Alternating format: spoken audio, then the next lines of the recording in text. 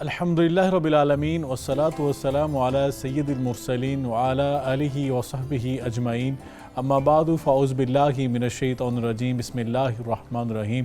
السلام علیکم ویورز، آپ دیکھ رہے ہیں پروگرام اسلام اور ایمان اور میں ہوں آپ کا ہوسٹ سید اسامہ بخاری۔ ناظرین کرام، آج کے پروگرام میں ہم جس ہستی کا ذکر کرنے جا رہے ہیں اور سعادت حاصل کرنے لگے ہیں، اس ہستی کا نام لیتے ہوئے انتہائی ادب کے ساتھ لوگ اپنی زبان سے یہ الفاظ ادا کرتے ہیں کہ سیدنا سلمان الفارسی رضی اللہ تعالیٰ عنہ، جنہیں ہم سلمان فارسی کہتے ہیں، اور یہ وہ شخصیت ہیں، ان کو وہ مقام حاصل ہے کہ آقا علیہ السلام نے اپنی زبان مبارک سے صرف ایک ہستی کو یہ اعزاز دیا ہے، جن کے بارے میں کہا کہ سلمان ہم اہل بیت میں سے ہیں، یعنی آپ کو اہل بیت کا فرد ہونے کا شرف حاصل ہوا۔ یہ وہ شخصیت ہیں جنہیں اصحاب صفہ میں شمار کیا جاتا ہے، یہ وہ شخصیت ہے جن کا اپنی زندگی کا زیادہ تر حصہ آقا علیہ السلام کی قربت میں گزرا، اور آپ آقا علیہ السلام کی خدمت میں زیادہ سے زیادہ وقت صرف کیا کرتے تھے۔ زہد و ورع، تقویٰ، للہیت اور قناعت آپ کا شیوا تھا، اور آپ نے انتہائی قناعت کے ساتھ خودداری والی زندگی گزاری، اور یقیناً آپ نے حق کی تلاش میں ایک طویل اور مشکل ترین سفر طے کیا، مجوسیت سے مسیحیت، مسیحیت سے اسلام تک، اور آقا علیہ السلام کے قدموں تک پہنچنے کا ایک لمبا سفر۔ صحابیت کے درجے پہ فائز ہونے کے لیے آپ نے مشکل اور کٹھل ترین جو ہے وہ وقت گزارا، اور لمبا سفر جو ہے حق کی تلاش کے لیے گزارا آپ نے۔ اور یقیناً آپ کی شخصیت، آپ کی خدمات کو دیکھتے ہوئے مہاجرین نے کہا یہ سلمان ہم میں سے ہیں، انصار نے کہا کہ سلمان جو ہیں یہ ہم میں سے ہیں، لیکن آقا علیہ السلام نے آپ کے سر پر شرف کا تاج سجایا کہ یہ فرما دیا کہ سلمان تو ہمارے اہل بیت میں سے ہیں۔ اور یہ سلمان فارسی رضی اللہ تعالیٰ عنہ کی خوبیاں، آپ کے کمال، آپ کے فضائل، آپ کے مناقب ایسے ہیں کہ آپ اصحاب الرائے صحابہ میں شمار کیے جاتے ہیں۔ غزوہ خندق پر جو آپ نے رائے دی تھی، آقا علیہ السلام نے اس پر فیصلہ کیا، اور یقیناً آپ کے فضائل و مناقب بہت زیادہ ہیں، اور آج کے پروگرام میں ہم سعادت حاصل کریں گے کہ آپ کے فضائل کو بیان کیا جائے، آپ کی شخصیت کے حوالے سے گفتگو کی جائے، اور آپ کی شخصیت کے مختلف پہلوؤں کو اجاگر کرنے کی کوشش کی جائے، اور سعادت حاصل کی جائے کہ آپ کی شخصیت میں ہمارے لیے کیا اسباق ہیں، اور آپ نے بحیثیت گورنر مدائن آپ نے جو خدمات سر انجام دی، آج کے حکمرانوں کے لیے اس میں کیا سبق ہے، اور بحیثیت مسلمان ہمیں آپ کی سیرت سے کیا میسیج ملتا ہے۔ ہمارے ساتھ جو آج پروگرام میں گفتگو کرنے کے لیے اور ہماری علمی اور فکری رہنمائی فرمانے کے لیے جو مہمان شخصیات تشریف فرمایا، میں ان کا تعارف کرواتا ہوں۔ جو ڈاکٹر علامہ سید ضیاء اللہ شاہ بخاری صاحب، آپ ممبر ہیں اسلامی دعوتی کونسل حکومت پاکستان کے، سربراہ ہیں متحدہ جمعیت اہل حدیث پاکستان کے، اور ان کے ساتھ ہمارے ساتھ موجود ہوں گے پروفیسر ڈاکٹر عقیل احمد صاحب۔ میں دونوں مہمانوں کا شکر گزار ہوں۔ ڈاکٹر صاحب بھی ہمارے پروگرام میں اکثر تشریف لاتے ہیں، پروگرام کا باقاعدہ آغاز بھی کرتے ہیں۔ شاہ صاحب یہ فرمائیے گا کہ حضرت سلمان فارسی رضی اللہ تعالیٰ عنہ یہ ایسی شخصیت ہے کہ مسلمانوں کے کسی بچے سے پوچھا جائے حضرت سلمان فارسی کے حوالے سے، وہ بھی آپ کے نام سے واقف ہے، اور آپ کا نام لیتے ہی دل میں ایک عجیب سا سکون اور راحت محسوس ہوتی ہے۔ اگر آپ کے فضائل کی بات کی جائے، آپ کے مناقب کی بات کی جائے، آقا علیہ السلام کی بہت ساری حدیث ہیں کہ آقا فرماتے ہیں کہ مجھے اللہ نے حکم دیا ہے کہ حضرت سلمان فارسی سے محبت کی جائے۔ آپ کیا کہیں گے؟ حضرت سلمان فارسی کے فضائل کی بات ہو، مناقب کی بات ہو، آپ اپنا حصہ کیسے ڈالتے ہیں؟ الحمدللہ رب العالمین والصلاة والسلام علی سید المرسلین وعلی آلہ وصحبہ اجمعین۔ سبحانک لا علم لنا الا ما علمتنا انک انت العلیم الحکیم۔ رب اشرح لی صدری ویسر لی امری واحلل عقدۃ من لسانی یفقہوا قولی۔ سید اسامہ بخاری صاحب، اللہ آپ کو اور آپ کے ادارہ PNN TV کو جزائے خیر عطا فرمائے کہ جنہوں نے آج بہت ہی کرو پرور عنوان پر آج کا ہمارا جو پروگرام ہے اسلام اور ایمان، اس بزم کو سجایا۔ یقین جیسے آپ نے انٹرو میں اس عظیم شخصیت کا ذکر فرما دیا، سچی بات ہے، جو ان نفوس قدسیہ میں سے ایک ہیں کہ جن کے بارے میں خود اللہ رب العزت نے قیامت تک آنے والے مومنوں کو مخاطب کر کے فرمایا کہ فَإِنْ آمَنُوا، ان کے بارے میں فرمایا فَإِنْ آمَنُوا بِمِثْلِ مَا آمَنْتُمْ بِهِ فَقَدِ اهْتَدَوْا، کہ جو ان کے نقش قدم پر چلنے والا بن جائے گا تو وہ بھی اللہ کے ہاں ہدایت یافتہ شمار ہوگا۔ بے شک حضرت سیدنا سلمان الفارسی رضی اللہ تعالی عنہ یہ چونکہ فارس سے تعلق رکھتے تھے، جو آج ہمارا عراق اور ایران کا علاقہ ہے، اور ہمارا اس وقت جو بلوچستان کا علاقہ تھا یہ سارا فارسی کہلاتا تھا۔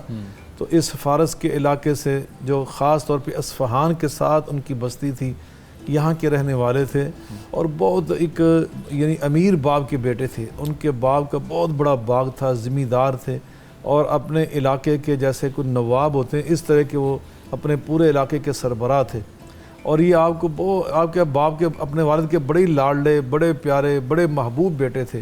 اتنی والد کو ان سے محبت تھی، اس قدر وابستگی تھی کہ ان کو گھر سے نکلنے نہیں دیتے تھے. جیسے بچیوں کو بندہ والدین اپنے گھروں میں روک کے رکھتے ہیں، سنبھال کر رکھتے ہیں، بڑا خیال رکھتے ہیں، نگہداشت کرتے ہیں، اسی طرح ان کے والد گرامی بھی ان کے ساتھ اسی طرح کی محبت بھی کرتے تھے، انتہائی ان کی حفاظت بھی کرتے تھے اور گھر میں ہی رکھتے تھے.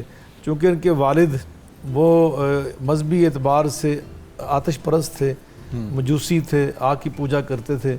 تو حضرت سیدنا سلمان الفارسی رضی اللہ تعالیٰ اپنے بچپن سے ہی وہ اپنے باپ کے ساتھ اس عبادتگاہ میں جاتے اور ان کو دیکھتے اور ان کے ساتھ مل کر اس آگ کو جلاتے. اس طرح مسلسل حتیٰ کہ وہ لڑکپن میں آگے کچھ بڑے ہو گئے. تو ایک دن بعد جو روزانہ اپنے باغ میں جاتے تھے، کام کاج کرتے تھے، وہ کسی تعمیراتی اپنے کام کاج کی وجہ سے جا نہ سکے. تو انہوں نے اس دن حضرت سلمان الفارسی کو بھیجا کہ آپ جائیں اور میرا فلاں فلاں فلاں باغ میں کام ہے وہ نپٹا کر آئیں. آج جب نکلے تو راستے میں ایک گرجا انہوں نے زندگی میں پہلی بار دیکھا، یعنی بچپن سے دیکھا ہی نہیں تھا، نکلے نہیں تھے باہر. باپ کے ساتھ کبھی نکلے تو نکلے، تو آزادی سے پہلی بار اکیلے تنہا نکلے. تو وہاں سے گزرتے ہوئے اس گرجا گھر سے آوازیں آ رہی تھی عبادت کی، پریئر کی. تو اس کو دیکھ کر بڑے چونکے اور اس کے اندر ہی چلے گئے. اور ان کا طریقہ عبادت کو دیکھ کر بہت ہی اس پر ان کو دل میں اچھا لگا، اور انہوں نے اپنے دل میں کہا کہ یہ ان کا طریقہ کار اور ان کا یہ مذہبی جو رسوم ہے، طریقہ کار، یہ ہمارے مذہبی رسومات سے زیادہ بہتر ہے. تو بالآخر انہوں نے سے کہنے لگے کہ مجھے یہ بتاؤ کہ تمہارا یہ جو مذہب ہے اس کا مرکز کہاں ہے؟ تو میں وہاں جانا چاہتا ہوں. کہ شام کا علاقہ، جب ہمارے وہاں سے کوئی تاجر آئیں گے، وفد آئے گا، تو ہم آپ ان کے ساتھ بھیج دیں گے. اس بات کو خفیہ رکھا گیا. بالآخر ایک وفد آیا تاجروں کا جو کرسچن تھے اور شام کے علاقے سے آئے تھے، تو یہ ان کے ساتھ وہاں پہ چلے گئے. اور وہاں جانے کے بعد جو وہاں کا راہب تھا اس کے ساتھ یہ کافی عرصہ رہے. پھر اس کی وفات کے بعد ایک دوسرا راہب آیا، اس کے ساتھ رہے. قصہ مختصر کئی لوگوں کے ساتھ، ایک سے دوسرے کے پاس، دوسرے کے پاس، تیسرے کے پاس، وہ حق کی تلاش اور اللہ کی یاد کی جو محبت تھی وہ ان کے لیے پھرتی رہی. بالآخر وہ مدینہ منورہ میں ایک یہودی کے ہاتھ بیچ دیا گیا کچھ لوگوں نے آپ کو، اور آپ غلام کی حیثیت سے وہاں پہ آئے. اور بالآخر نبی کریم جناب محمد مصطفیٰ احمد مجتبیٰ صلی اللہ علیہ وآلہ وسلم کو جو آخری ان کے پاس آیا تھا، اس نے بتایا تھا کہ آپ وہاں اس علاقے میں چلے جائیں کہ جس علاقے میں پورا مدینہ منورہ کا جو تعارف تھا وہ اس نے کروایا کہ وہاں وہ تشریف لائیں گے، وہ ان کی ہجرت گاہ ہوگی. اور نبی پاک صلی اللہ علیہ وسلم کی دو انہوں نے نشانیاں بیان کی. ایک نشانی جو خاتم النبوہ تھی، وہ نبوت کی مہر جو آپ کے کندھوں کے پیچھے تھی. اور دوسرا یہ کہا کہ نبی پاک صلی اللہ علیہ وسلم کے بارے میں کہ کانا لا یاکل الصدقہ، وہ صدقہ نہیں کھائیں گے، ولیکن یاکل الہدیہ، ہدیہ قبول فرمائیں گے. تو نبی پاک صلی اللہ علیہ وسلم کی یہ دونوں چیزیں حضرت سلمان فارسی نے اپنی آنکھوں سے دیکھی ہجرت مدینہ کے بعد. اور اللہ پاک ان کو یہ مقام عطا فرمایا جو بھی آپ فرما رہے تھے. نبی پاک نے ان کو یہ اعزاز بخشا. یہ صحابہ میں اعزاز سے حضرت سلمان فارسی کے پاس ہے. آقا نے، حالانکہ وہ اہل بیت میں سے نہیں تھے، وہ فارسی تھے، آپ نے فرمایا کہ سلمان منا اہل البیت، سلمان ہم سے ہے، یعنی ہم سے مراد میرے اہل بیت میں سے. اور آقا نے یہ بھی فرمایا کہ سباکون عربہ، فرمایا سبقت لے جانے والے چار ہیں. انا، میں ایک خود ہوں، سابق العرب، سب سے پہلے عربوں میں جس نے اللہ کی توحید کا پرچم بلند کیا. اور فرمایا وہ صہیب سابق الروم، رومیوں سے سبقت لے جانے والا حضرت صہیب رومی ہے. اور فرمایا فارسیوں میں سے فرمایا سلمان و فارس یہ سابق الفرس، یہ سارے فارسیوں میں اول نمبر پہ آنے والا. اور بلال سابق الحبشہ، حبشیوں میں اول نمبر آنے والا. یعنی کہ یہ کیا خوبصورت اعزازات اگر بات کی جائے تو آپ کی ایک شخصیت کے اندر پائے جاتے ہیں. نبی پاک صلی اللہ علیہ وسلم کے اصحاب کی جب بات کی جائے تو ہر صحابی جو ہے وہ ایک منفرد خصوصیت کا حامل ہے. اور یہ جو آپ نے بات بیان فرمائی، پہلے آیت پاک پڑھی جو قرآن پاک کی، اس میں بھی اللہ نے فرمایا یہ تمام جو اصحاب ہیں ان میں سے کسی کے ایک کوئی پکڑ لو، ان کے نقشہ قدم پر چلنے والے بن جاؤ تو تم ہدایت یافتہ بن جاؤ گے. حضرت سلمان فارسی نے جو حق کی تلاش میں اتنا لمبا سفر طے کیا تھا، وہ اللہ کی یاد میں اور نبی پاک صلی اللہ علیہ وسلم کی تلاش میں، یہ میں سمجھتا ہوں کہ اتنا لمبا سفر تھا. اور یہ خوبصورت سفر جو ہے یہ ہمیں کس قدر جو ہے وہ ہم سے تقاضا کر رہا ہے کہ ہمیں تو یہ پلیٹ میں رکھ کے دین ملا، اور ہم نے جس گھر میں آنکھ کھولی تو ہمیں تو دین اسلام جو بڑی آسانی کے ساتھ مل گیا۔ ڈاکٹر عقیل صاحب، حضرت سلمان فارسی رضی اللہ عنہ کے فضائل تو بے شمار ہیں، آپ کے فضائل کی اگر بات کی جائے، لیکن جو آپ کا قبول اسلام ہے یہ ایک عجیب، ایک میں سمجھتا ہوں کشمکش ہے حق کی تلاش کی، اور اللہ رب العزت کے جو سچے نبی ہیں ان کی تلاش میں آپ نے کہاں سے مطلب مجوسیت سے سفر طے کر کے مسیحیت میں آئے، مسیحیت سے صحابیت کے درجے تک پہنچے، تو یہ لمبا سفر ہے۔ آپ کیا کہیں گے اس حوالے سے کہ حق کی تلاش میں جو آپ نے صعوبتیں برداشت کی، مشکلات جو آپ کو اٹھانی پڑیں، وہ کیا تھی؟ الحمدللہ رب العالمین والصلاة والسلام علی سید الانبیاء والمرسلین۔ بہت شکریہ بخاری صاحب، جزاک اللہ خیر۔ حضور صلی اللہ علیہ وبارک وسلم کے دین کی عالمگیریت کا مظہر ہیں سیدنا سلمان فارسی، جی، عالمگیریت کا۔ اور دیکھیے آج جو بائی برتھ مسلمان ہیں، ذرا وہ اپنے جو ایکچول ہیروز ہیں ان کی سٹوریز پڑھیں نا، یہ احسن القصص میں ہی ہے، میں یہ کہتا ہوں۔ حضرت سلمان فارسی مجوسیت سے عیسائیت اور پھر اسلام کی طرف آئے، اور جب آخری پادری کے سے چلے اور پھر بکتے بکاتے 10 جگہ بکے ہیں، تو آخری پادری نے کہا میں تمہیں اور تو کچھ نہیں بتا سکتا، ایک نبی کے آنے کا وقت ہوا چاہتا ہے۔ اللہ، اور اس نے کہا ان کی علامات یہ ہیں کہ وہ ریگستان عرب سے اٹھے گا، دین ابراہیم کو زندہ کرے گا، کھجوروں والی سرزمین کی طرف ہجرت کرے گا، ہدیہ قبول کرے گا، صدقہ قبول نہ کرے گا، اور ان کے دونوں شانوں کے درمیان مہر نبوت ہوگی۔ سبحان اللہ۔ تو نبی پاک کی آمد سے پہلے بلکہ تاریخ حضور کو ڈھونڈ رہی تھی، انسانیت کسی پیکر حق کی تلاش میں تھی۔ سلمان فارسی نے وہ پیکر حق تلاش کر کے دکھا دیا۔ اور جب نبی پاک علیہ السلام تشریف لائے تو آپ ایک درخت پر اپنے جو کہہ لیجئے جو آپ کا آقا تھا اس کے درخت پر چڑھے کھجوروں کا کام کر رہے تھے، تو کسی نے نیچے سے بات کی نا کہ قباء میں ایک ہستی آئی ہے مکہ سے، وہ کہتی میں اللہ کا نبی ہوں۔ تو سیدنا سلمان فارسی رضی اللہ تعالیٰ عنہ جس طرح ہماتن گوش ہو گئے کہ جس گوہر مقصود کی تلاش میں تھا وہ تو آ گیا ہے۔ تو برکیف چونکہ اس وقت غلام تھے اور غلامی کا دورہ تھا، تو نبی پاک علیہ السلام کی کرم نوازی سے دیکھیے 300 درختوں میں کے عوض جو کھجور کے درختوں میں جو مقاتبت ہوئی اور آپ کو آزادی نصیب ہوئی۔ اور پھر غزوہ احزاب کا واقعہ بخاری صاحب، یہاں میں ذرا کچھ اشارے آپ نے دیے، میں عرض کرنا چاہوں گا۔ خندق ان کے مشورے پر کھودی گئی، پتہ یہ چلا جو نظام مصطفیٰ ہے اس میں جو اسٹیٹ کی حفاظت کے لیے وشاورہم فی الامر کا جو عملی رنگ نظر آ رہا ہے، اس میں یہ نہیں دیکھا گیا کہ جناب ایک آؤٹ سائڈر ہے فارس کے علاقے کا ہے، میرٹ کو اور ان کی ویلیڈیٹی کو دیکھا گیا، اور اس مشورے کا کتنا صائب مشورہ ثابت ہوا کہ جو دیگر جو قبائل تھے، احزاب تھے، وہ حیران رہ گئے۔ اور پھر جب کھدائی کے دوران یہاں پر بھی غور کیجئے گا کہ جب مہاجرین نے کہا کہ سلمان ہمارا ہے، انصار نے کہا سلمان ہمارا ہے، نبی پاک نے اس کی نکیر نہیں کی، یعنی مورے لگاتے گئے کہ سلمان کو مہاجرین کا اجر بھی ملے گا، انصار کا اجر بھی ملے گا، اور پھر اینڈ پہ فرمایا کہ یہ ہمارے اہل بیت میں سے ہے، یعنی جو تکریم ان کی جائے وہ انہی کی جائے گی۔ اور نبی پاک علیہ السلام کی وہ حدیث کس کو نہیں یاد، فرمایا جنت 3 لوگوں کی مشتاق ہے، ایک علی ہے سیدنا علی المرتضیٰ شیر خدا رضی اللہ تعالیٰ عنہ، دوسرے سیدنا عمار ہیں رضی اللہ تعالیٰ عنہ، اور تیسرے سلمان فارسی ہے کہ جنت ان کی مشتاق ہے۔ اور نبی پاک کی صحبت، ان کو ایسی صحبت بخاری صاحب ام المومنین حضرت عائشہ صدیقہ رضی اللہ تعالیٰ عنہ فرماتی ہیں کہ بعد دفعہ شب کی تنہائیوں میں حضرت سلمان فارسی اتنا زیادہ وقت نبی پاک کے ساتھ گزارتے کہ ہمیں گمان گزرتا کہ آج ہماری باری نبی پاک کسی اور زوجہ کے ساتھ تو نہیں ٹھہر گئے۔ اور خود زبان رسالت سے نکلتا کہ سلیمان علم سے لبریز ہے، اتنا علم کہ انجیل کا بھی علم رکھتے تھے، کتاب اللہ کا بھی علم رکھتے تھے، اور حضرت ابن عباس، اوس بن مالک، حضرت ابو طفیل، یہ اس طرح کے بزرگ آپ سے روایت کرتے تھے۔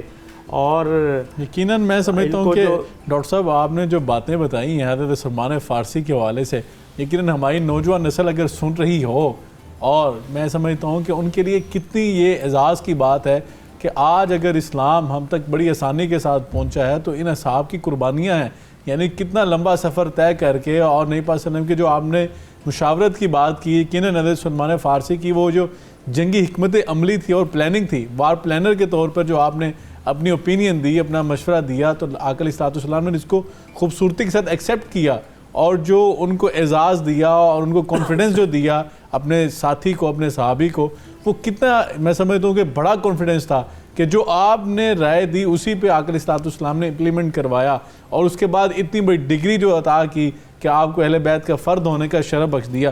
شاہ صاحب یہ فرمائیں کہ حضرت سلمان فارسی جب بکتے بکاتے آئے اور خود آقا علیہ الصلوۃ والسلام نے آپ کو خریدا اور پھر اصحاب صفہ میں آپ کو شامل کیا, صفہ چبوترے پہ آپ رہا کرتے دیگر اصحاب کے ساتھ, حضرت ابو ہریرہ, حضرت بلال حبشی, حضرت سلمان فارسی, صہیب رومی, تو وہ جو صحابہ کا میں سمجھتا ہوں کہ ایک پورا مجموعہ تھا جہاں پہ صحابہ کا گروپ تھا جو آقا کی خدمت میں رہا کرتا, آپ سے تعلیم حاصل کیا کرتا, وہ مسجد نبوی کا کیا منظر تھا, وہ ذرا منظر کسی طرح فرمائیے.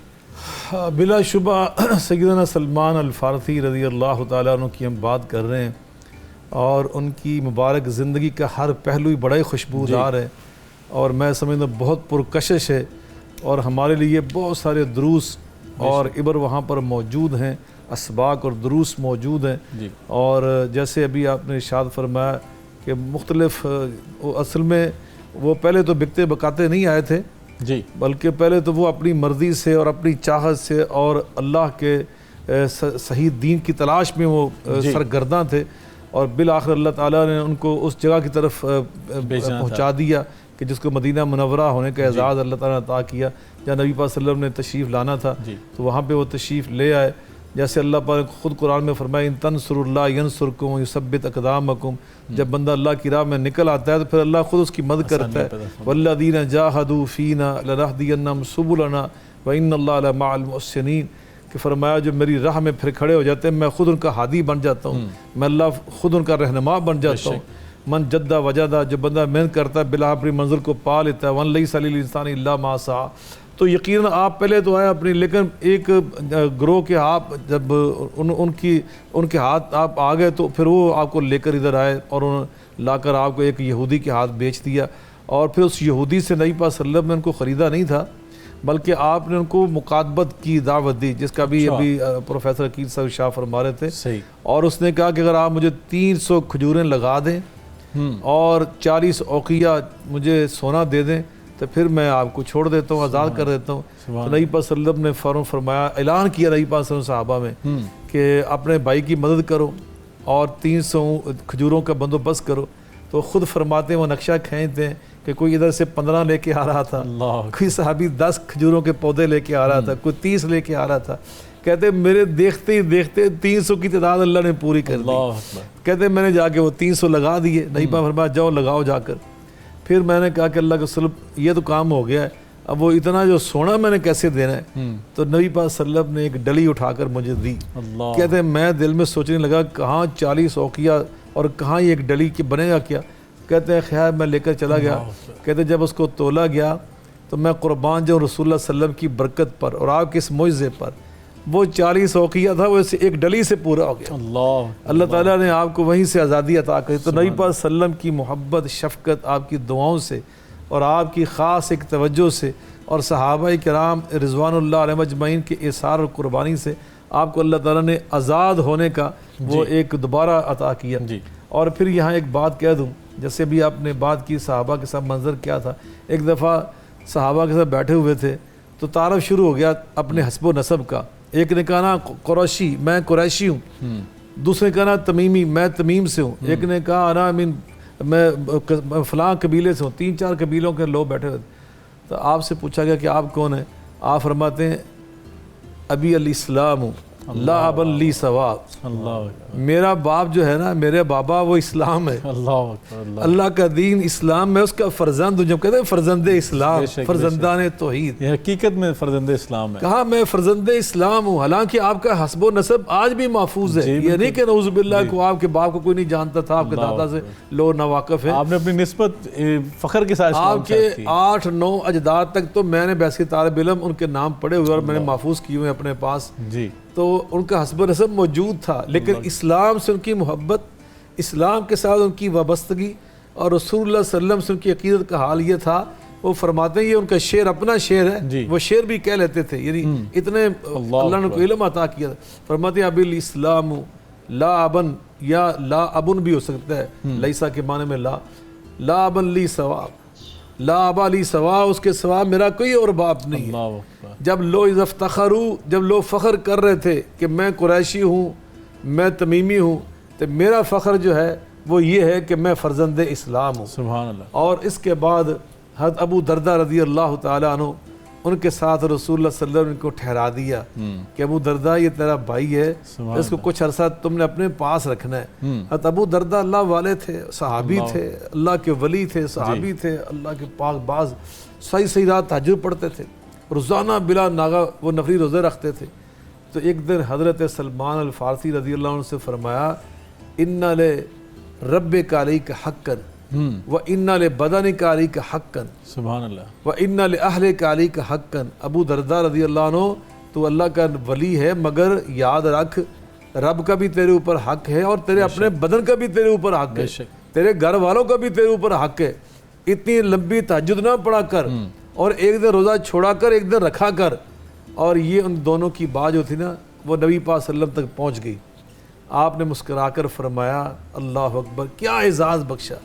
آقا فرماتے ہیں میرا سلمان جو ہے نا، علماً اللہ نے اس کو علم سے بھر دیا ہے، سبحان اللہ۔ اللہ نے اس کو علم اور حکمت سے بھر دیا ہے۔ بے شک بے شک۔ یہ سلمان فارسی رضی اللہ تعالیٰ یعنی کہ کیا اعزاز اور مقام دیا کہ آقا علیہ الصلوۃ والسلام نے اپنی زبان مبارک سے کئی دفعہ مطلب حضرت سلمان فارسی کو مختلف اعزازات سے نوازا۔ کبھی کہا کہ مجھے اللہ نے حکم دیا آپ سے محبت کرنے کا، کبھی کہا کہ جنت آپ کی مشتاق ہے، جنت کی ضمانت دے دی۔ ابھی آپ نے جو بات ارشاد فرمائی، یقیناً میں سمجھتا ہوں کہ حضرت سلمان کے فضائل کے اوپر بندہ کتنے پروگرام کر لے تو آپ کے فضائل جو ہیں ان کو بیان نہیں کیا جا سکتا، اور اس میں تو ہمارے لیے بہت سارے اسباق ہیں۔ اگر آج ہم تھوڑی بات میں پریشان ہو جاتے ہیں تو کبھی حضرت سلمان فارسی کی جد و جہد اور ان کا جو طویل سفر ہے اسلام کی تلاش میں اور آقا علیہ الصلوۃ والسلام کی محبت میں، کبھی وہ تو بندہ پڑھ کے دیکھے تو انسان کو اندازہ ہوگا کہ کس قدر انہوں نے اسلام کو حاصل کرنے کے لیے، آقا علیہ الصلوۃ والسلام کا کلمہ پڑھنے کے لیے طویل جد و جہد کی ہے۔ اللہ ہمیں اس کے عمل کی توفیق بھی دے دے۔ ناظرین کرام، یہاں پہ ٹائم ہوا شارٹ بریک کا، بریک کے بعد آتے ہیں اور سلمان فارسی کے دیگر فضائل پر اور آپ کی شخصیت کے دیگر پہلوؤں پر بات کرنے کی کوشش کریں گے اور جانیں گے کہ حضرت سلمان فارسی نے دین اسلام کی خاطر کیا کیا خدمات سر انجام دی۔ ہمارے ساتھ رہیے۔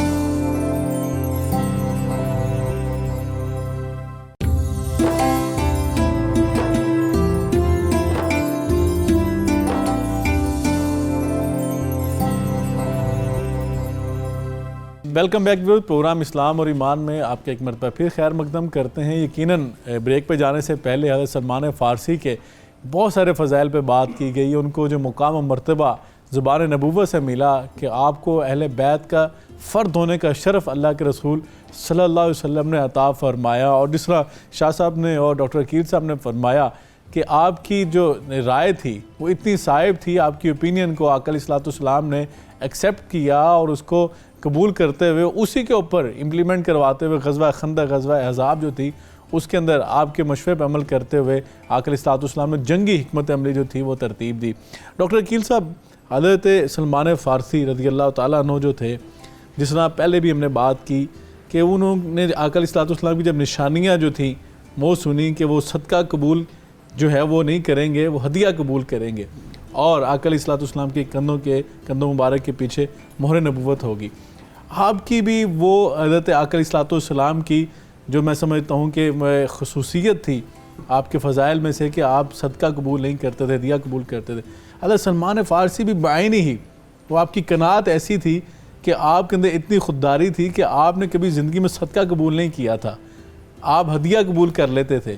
اتنی قناعت کے ساتھ زندگی گزاری مشکلات تھی کیونکہ آپ کا اپنا دیش تو نہیں تھا، ہجرت کر کر آپ آئے ہوئے تھے، کوئی آپ کے آباء و اجداد بھی یہاں پہ نہیں تھے، رشتہ دار و اقارب نہیں تھے، اس کے باوجود جو خودداری تھی وہ بڑی عجیب تھی۔ بخاری صاحب دیکھیے، دو تین چیزیں ہوتی ہیں، آپ کو جو اعزازات حاصل ہوئے بارگاہ مصطفیٰ علیہ تحیت و ثنا سے، ان اعزازات کو اپنی مالی بڑھوتری کا ذریعہ نہیں بنایا۔ آج کل آپ جانتے ہیں نا معاشرے میں، دوسرا سماجی اعتبار سے مدائن کے گورنر بھی رہے ہیں، گورنری کو بھی مال و اسباب کے اکٹھا کرنے کا ذریعہ نہیں بنایا۔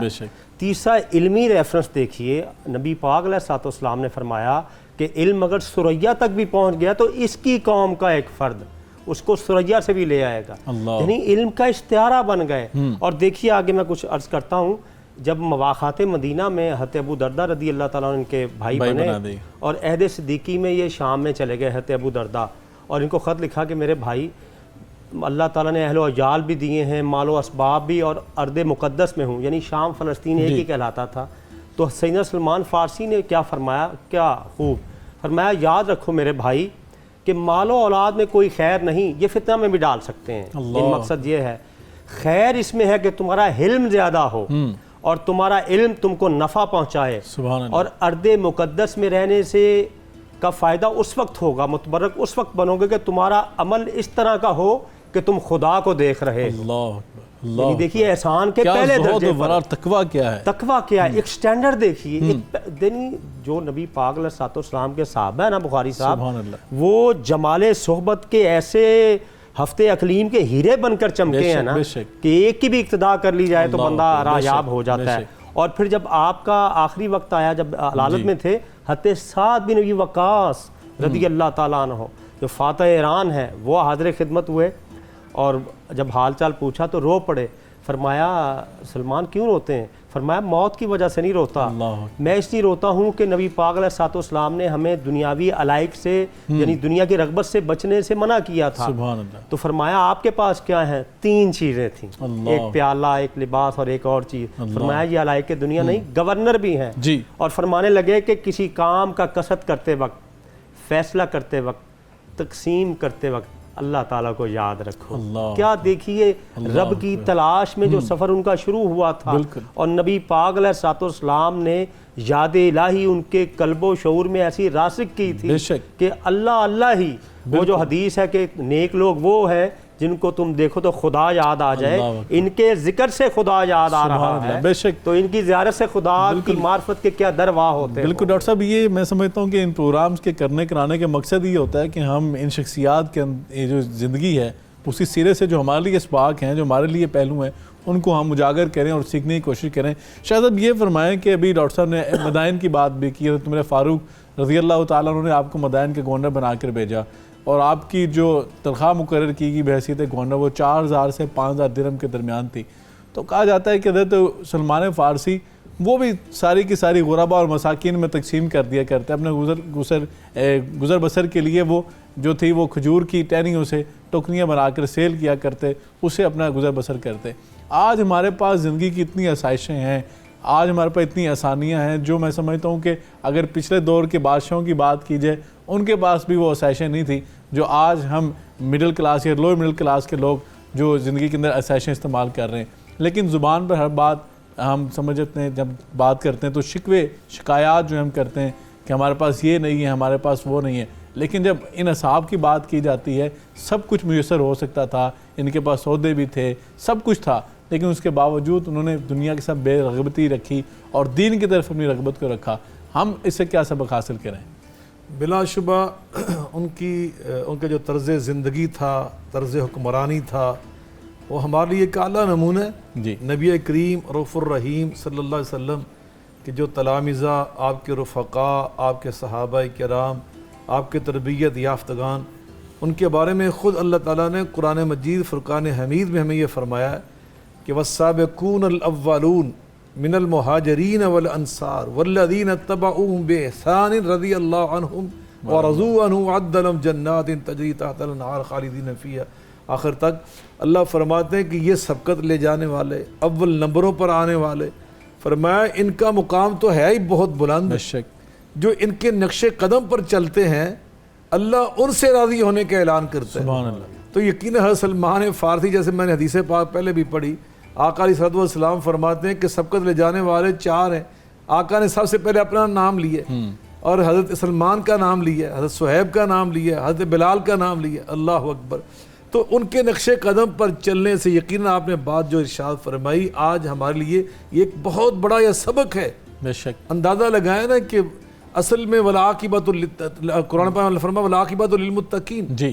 جو اللہ کے سچے غلام بن جاتے ہیں، اللہ کی تعلیمات پر عمل کرتے ہیں، آخری انجام انہی کے حصے میں آتا ہے۔ آج حضرت سلمان فارسی کو دنیا سے تشریف لے گئے، 1400 سال گزر گئے، جی، لیکن آج بھی پی این این کے اوپر ان کا ذکر خیر ہو رہا ہے، بے شک، آج بھی میڈیا کے اوپر ان کا ذکر خیر ہو رہا ہے، آج بھی ان کا ممبر نبی پہ ذکر خیر ہو رہا ہے، پوری دنیا میں ان کا ذکر خیر ہو رہا ہے، ان کا نام رکھے جا رہے ہیں، مساجد کے نام، مدارس کے نام، سکولز کے نام، یونیورسٹیز کے نام، یعنی ان کے نام کو اللہ نے کتنی تازگی اور زندگی عطا کی ہے، یہ ان کے اس کردار کی برکت سے، بالکل ایسا، جس کردار کو اللہ نے ہمارے لیے نمونہ بنایا، اور وہ کیا تھا؟ الذین مکناہم فی الارض اقاموا الصلاۃ وآتوا الزکاۃ وامروا بالمعروف ونہوا عن المنکر وللہ عاقبۃ الامور۔ اللہ نے جب انہیں حکمران بنایا تو 4 کام کیے، جی، وہ ہے نیکی کو فروغ دینا، اپنی اس پورے ماحول سے، پورے علاقے سے، پورے معاشرے سے برائیوں کو کلا کما کرنا، ان کو ختم کرنا، اور تیسرا کیا تھا؟ اس سے پہلے فرمایا نماز کا نظام قائم کرنا اور زکوٰۃ کا سسٹم قائم کرنا، کہ اللہ کی زکوٰۃ تو زکوٰۃ، جی، ابھی آپ نے خود بیان کیا ہے جی کہ ان کی حالت کیا تھی کہ جو سرکاری وظیفہ بھی ملتا تھا وہ جمع نہیں کرتے تھے جی، کہ بعد میں اس سے وہ زکوٰۃ نکال کے دیجئے سال کے بعد، نہیں، ہر مہینے ہی اللہ کے نام میں لٹا دیتے، اور خود کہاں سے حاصل کرتے؟ حضرت داؤد علیہ السلام کی سنت پہ عمل کرتے تھے۔ حضرت داؤد علیہ السلام اللہ کے نبی ہیں، اللہ کے رسول پیغمبر ہیں، اور وقت کے بادشاہ ہیں، بے شک وقت کے حکمران ہیں، سربراہ مملکت ہیں، اور اللہ تعالیٰ نے ان کے لیے بہت ہی یعنی معجزات بھی عطا کیے، نعمتیں عطا کی، لیکن حالت ان کی کیا تھی؟ نبی صلی اللہ علیہ وسلم خود بیان کرتے ہیں، ان نبی اللہ داؤد علیہ السلام کان یأکل من عمل یدہ، اللہ کے نبی وقت کے بادشاہ داؤد علیہ السلام کان یأکل من عمل یدہ، اپنے ہاتھ سے کمائی کر کے کھاتے تھے، بے شک بے شک، وہ خود چیزیں بناتے تھے، لوہے کی چیزیں تیار کر کے۔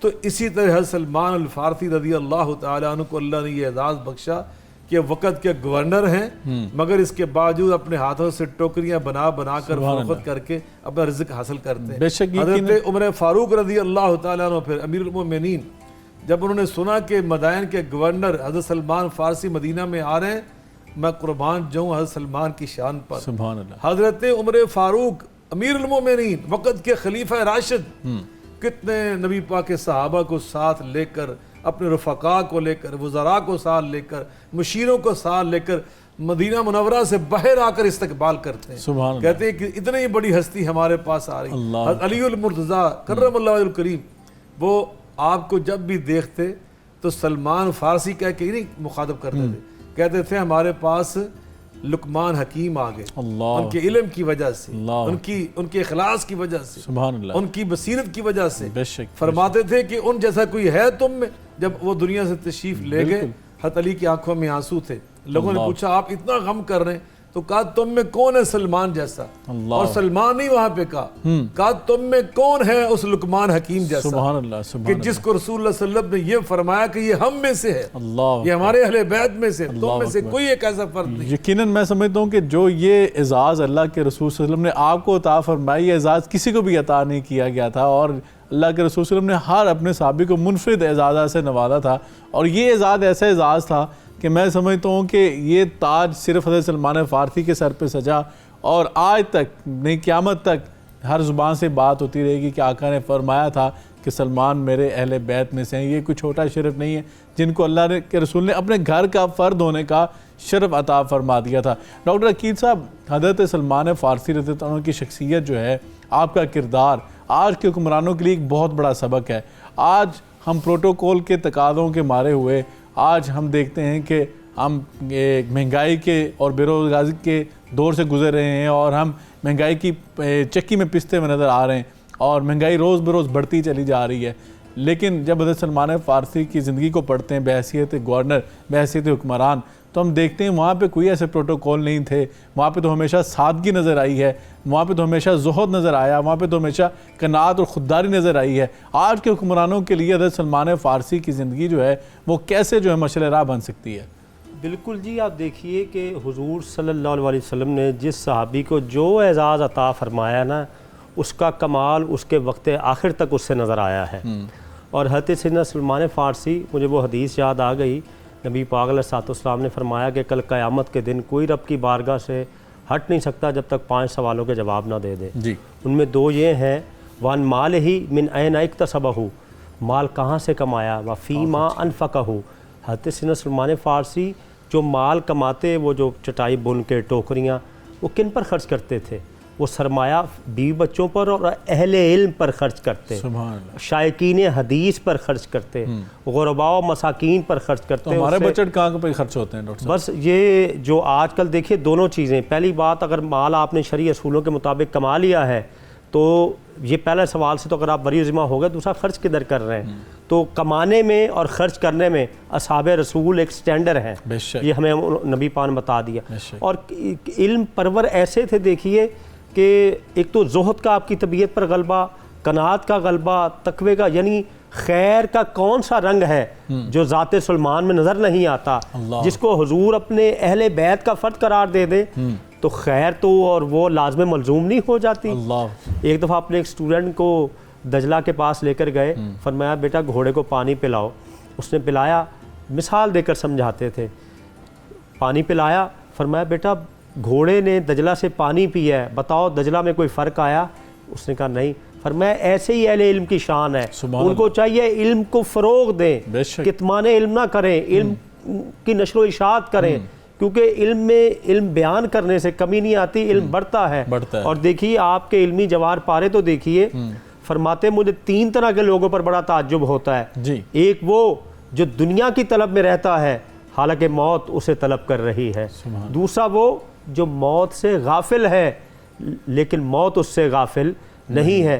تیسرا وہ جو اونچی اونچی آوازوں میں ہنستا ہے جس طرح شیطانی انداز ہوتے ہیں اور اسے معلوم نہیں کہ اللہ اس سے راضی ہے یا نہیں راضی ہے.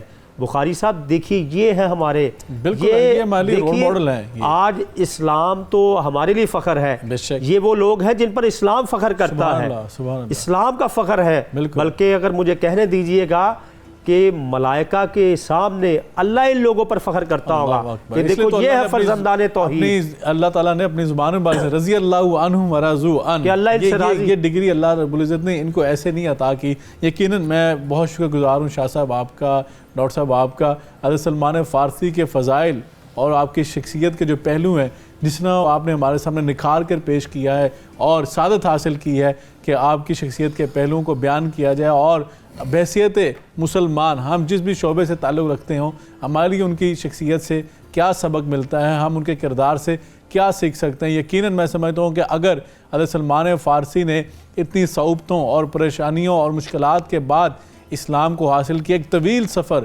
اور بڑی عمر میں جا کر آپ نے آکر صلی اللہ علیہ وسلم کو پایا اور کلمہ پڑھا اور ایک لمبا سفر طے کر کے مشکلات کا اسلام کو قبول کیا، تو اللہ رب العزت کے پیارے حبیب جناب محمد رسول اللہ علیہ وسلم کو کس قدر آپ کے ساتھ شفقت تھی، کس قدر محبت تھی کہ آپ کو بڑے بڑے اعزازات سے نوازا گیا. اور اللہ رب العزت نے خود آکر صلی اللہ علیہ وسلم کو حکم دے دیا کہ آپ سلمان فارسی سے محبت کریں، جنت بھی آپ کی مشتاق ہے.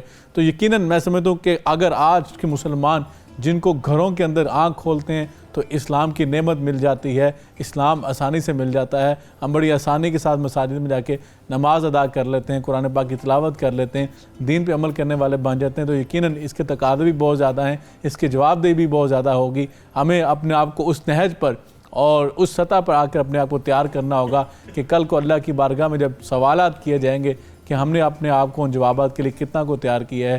ہمیں من حیث القوم من حیث الامت ان چیزوں پر سوچنا ہوگا. ناظرین کرام آج کے پروگرام سے مجھے اجازت دیجیے، انشاءاللہ کل ملاقات ہوگی، تب تک کے لیے اللہ حافظ.